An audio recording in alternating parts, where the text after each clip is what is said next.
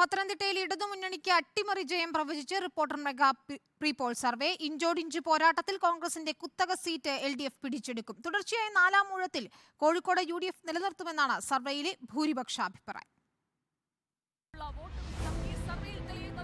പത്തനംതിട്ടയിൽ UDFന് അടിപതറും. സർവേയിൽ പങ്കെടുത്തവരിൽ 41.6% LDF വിജയം പ്രവചിക്കുന്നു. 40% പേർ UDF വിജയിക്കുമെന്ന അഭിപ്രായക്കാരാണ്. 16.1% ജനങ്ങൾ BJPക്ക് അനുകൂല കാലാവസ്ഥയെന്ന വാദമുയർത്തുന്നവരാണ്. MP-യുടെ പ്രവർത്തനം ശരാശരിയെന്നാണ് പങ്കെടുത്തവരിൽ കൂടുതൽ പേർ അഭിപ്രായപ്പെട്ടത്. പിണറായി വിജയൻ സർക്കാരിന്റെ പ്രവർത്തനം മോശമെന്ന് 22%, വളരെ മോശമെന്ന് 25% പറയുന്നു. കേരളത്തിലെ പ്രതിപക്ഷത്തിന്റെ പ്രവർത്തനവും മോശമെന്ന അഭിപ്രായക്കാരാണ് പത്തനംതിട്ടയിലെ വോട്ടർമാർ.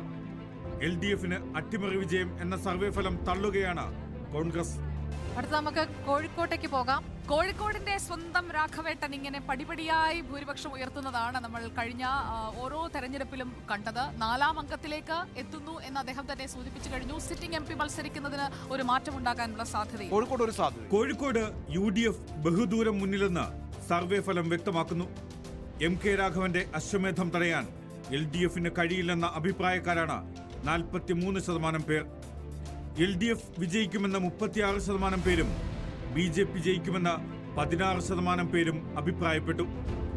MK രാഘവന്റെ പ്രവർത്തനം മികച്ചതെന്ന അഭിപ്രായക്കാരാണ് സർവേയിൽ പങ്കെടുത്ത 35% പേരും. പിണറായി വിജയൻ സർക്കാരിന്റെ പ്രവർത്തനത്തോട് മതിപ്പില്ലെന്നാണ് സർവേ ഫലം വ്യക്തമാക്കുന്നത്. പ്രതിപക്ഷ പ്രവർത്തനത്തിന് ശരാശരി മാർക്ക് നൽകുന്നവരാണ് കോഴിക്കോട്ടുകാർ. രാഹുൽ ഗാന്ധി പ്രധാനമന്ത്രിയാകണമെന്ന് 44% പേരും സർവേയിൽ അഭിപ്രായം രേഖപ്പെടുത്തി. തെരഞ്ഞെടുപ്പിന് ശേഷം പ്രധാനമന്ത്രിയായി ആരെയാണ് അവിടുത്തെ വോട്ടർമാർ ആഗ്രഹിക്കുന്നത് എന്ന ചോദ്യം നമ്മൾ മുന്നോട്ട് വെച്ചു. അത് ക്ലിയർ മാൻഡേറ്റ് ആണ്. MK രാഘവന് പോപ്പുലാരിറ്റി ഉണ്ടോ എന്നത് കൂടി വ്യക്തമാക്കാൻ കഴിയുന്ന മാൻഡേറ്റ് 4ാമത്തെ ചോദ്യം തരുന്നു. രാഹുൽ ഗാന്ധിയാണ്. അത് 44% പേർ. തൊട്ടു താഴെ നരേന്ദ്രമോദി, അത് 27%. Election desk reporter.